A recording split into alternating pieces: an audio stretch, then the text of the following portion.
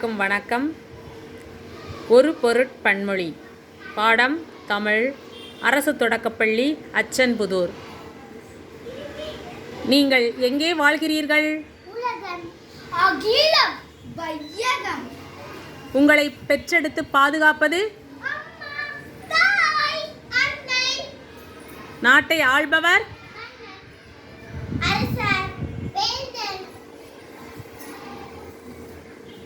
பகலில் ஒளிருவது? கதிரவன், சூரியன், பகலவன்.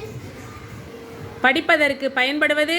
புத்தகம், நூல், ஏடு. கனைக்கும் விலங்கு? பரி, குதிரை, குருவி. பரந்த நீர்ப்பரப்பு? சமுத்திரம், ஆழி.